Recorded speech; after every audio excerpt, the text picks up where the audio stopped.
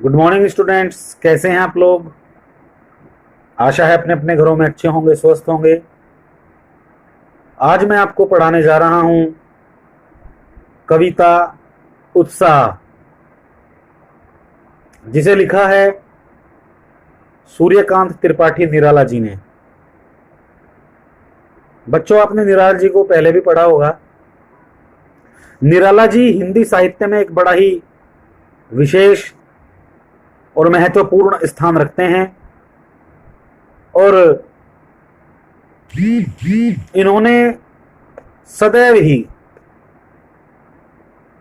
ऐसी उमंग भरी चीजें लिखी हैं कि जिनका मुकाबला करना हिंदी साहित्य में बहुत कम रचनाओं के सामर्थ्य में है। यहां पर वो कह तो रहे हैं प्रकृति को, लेकिन सुना रहे हैं देश के सोए हुए युवकों को। आपके याद होगा, आपने 8वीं कक्षा में एक कविता पढ़ी होगी, ध्वनि। अभी ना होगा मेरा अंत, अभी अभी ही तो आया है मेरे जीवन में मृदुल वसंत।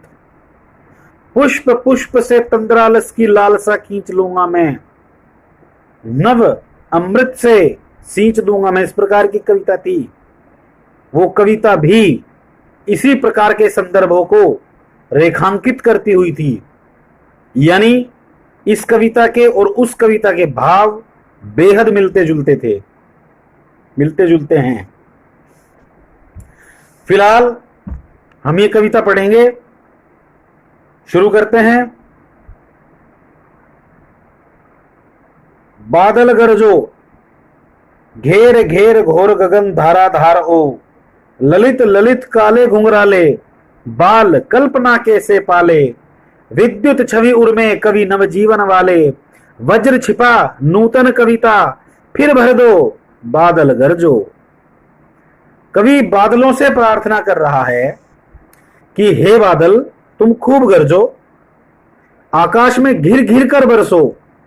हे बादलों, तुम काले काले सुंदर घुंघराले हो, किसी बालक की कल्पना के समान हो। तुम्हारे भीतर नया जीवन और बिजली की चमक छिपी है, वज्र छिपा है। एक नई कविता को फिर से जीवन दो, इस धरती को नया जीवन दो। हे बादल, गरजो और बरसो।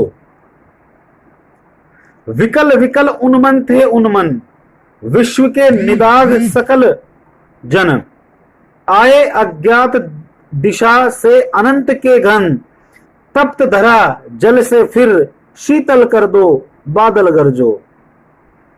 इस गर्मी से तप्त धरती के अनमने, उन्मन थे उन्मन यानी गर्मी से अनमने बेचैन लोगों को, हे अनंत आकाश के बादल, जो अज्ञात दिशा से तुम आते हो, आकर के जल भर दो, शीतल कर दो, हे बादल गरजो।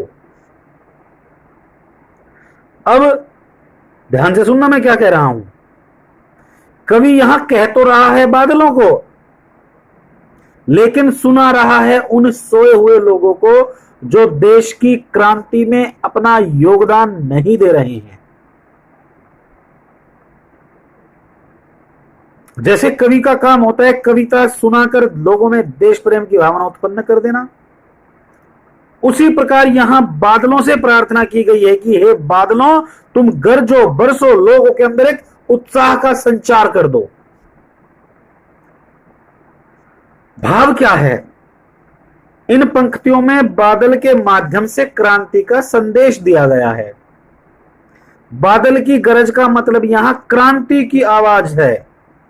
जिस प्रकार बादल जल बरसाकर धरती की प्यास बुझाता है, उसी प्रकार क्रांति के बाद लोगों की इच्छाओं की पूर्ति होती है। और यही लेखक चाहता है कि कविता के माध्यम से लोग जागरूक हों, जागृत हों। और उस समय जब यह कविता लिखी गई तब हमारा देश अंग्रेजों का गुलाम था। तो कवि कहता है कि भाई तुम अपने जो मन के अंदर वज्र छिपा हुआ है उसको बाहर निकालो और क्रांति करो। फिर है दूसरी कविता, इसी का दूसरा भाग है, अट नहीं रही है आभा। ये कविता ऐसी है, मैं इसको पूरा पढ़ूंगा एक बार, फिर इसका अर्थ बताऊंगा।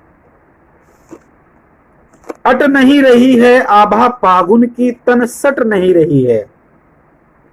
कहीं सांस लेते हो, घर घर भर देते हो, उड़ने को नभ में तुम पर पर कर देते हो। आंख हटाता हूं तो हट नहीं रही है, अट नहीं रही है आभा फागुन की, तन सट नहीं रही है।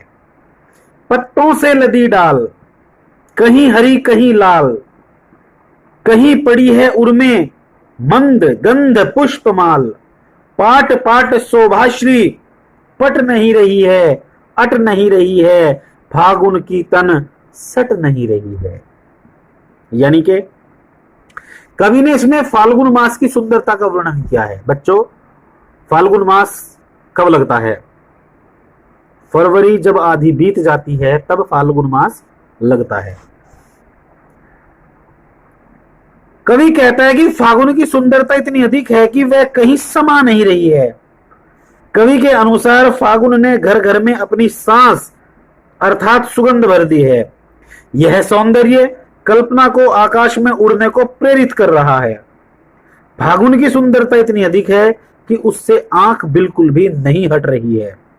पेड़ों की डालियां हरी हरी पत्तियों और लाल लाल कोमल कोंपलों से भर गई है, जैसे पेड़ों के गले में हार पड़े हों।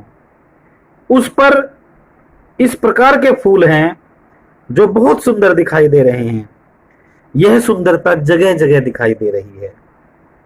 कवि ने इन पंक्तियों में फागुन की आभा का वर्णन किया है। प्राकृतिक सुंदरता को देखकर कवि मोहित हो गया है। उसके मन में नई नई कल्पनाएं जन्म ले रही हैं। सबका मन आनंद से भरा है। अब हम बहुत जल्दी से एक बार इसके प्रश्नोत्तर देख लेते हैं, फिर मैं भेजूंगा भी। कोई दिक्कत होगी तो आप मुझे व्हाट्सएप के जरिए, फोन के जरिए कॉल कर सकते हैं और मुझसे अपनी समस्या का निदान करा सकते हैं। कवि बादल से फुहार रिमझिम या बरसने के स्थान पर गरजने के लिए क्यों कहता है? कवि का बादल को गरजने के लिए कहना क्रांति का सूचक है। फुहार रिमझिम या बरसने से क्रांति नहीं आती। समाज में परिवर्तन लाने के लिए क्रांति आवश्यक है। यही कारण है कि कवि बादल से गरजने के लिए कहता है। इस कविता का शीर्षक उत्साह क्यों रखा गया है? उत्साह मन में नए भावों या परिवर्तन का भाव जगाता है। कवि समाज में क्रांति लाने के लिए उत्साहित है, इसलिए कविता का शीर्षक उत्साह रखा गया है। उत्साह कविता में बादल किन किन अर्थों की ओर संकेत करता है? क्रांति के अर्थ आने की ओर, नवजीवन के अर्थ की ओर, सुखकारी शक्ति की ओर, नूतन कविता के अर्थ की ओर। चौथा प्रश्न है, यह शिल्प से संबंधित है। शब्दों का ऐसा प्रयोग जिससे कविता के किसी खास भाव या दृश्य में ध्वन्यात्मक प्रभाव पैदा हो, नाद सौंदर्य कहलाता है। उत्साह कविता में ऐसे कौन कौन से शब्द हैं जिनमें नाद सौंदर्य मौजूद है? छांट कर लिखिए। घेर घेर घोर गगन पहला। दूसरा, ललित ललित काले घुंघराले। तीसरा, विकल विकल उन्मन थे उन्मन। बच्चों, इसी तरह जो दूसरी कविता है अट नहीं रही है, इसके प्रश्नोत्तर में भेज रहा हूं। ये बहुत ही अच्छे और साधारण प्रश्नोत्तर है, आप इनको याद कीजिए। कोई दिक्कत होती है तो मैं हूं। एक प्रश्न देखते हैं, कवि की आंख फागुन की सुंदरता से क्यों नहीं हट रही है? कवि की आंख फागुन की सुंदरता से इसलिए नहीं हट रही है क्योंकि मादकता ने कवि को अभिभूत कर दिया है। अभिभूत कर दिया है मतलब उसी में लीन हो गया है। यह शोभा बहुत अधिक है। कवि प्रकृति के कण कण में फागुन की सुंदरता देखता और अनुभव करता है। वह इसे एकटक निहारता रहता है। वह चाहकर भी अपनी नजर नहीं हटा पाता। फागुन में ऐसा क्या होता है जो बाकी ऋतुओं से भिन्न होता है? वसंत का मोहक सौंदर्य देखने को मिलता है। निर्जीव प्रतीत होने वाले प्राणियों में भी जान सी पड़ जाती है। फागुन मास मौज मस्ती लेकर आता है।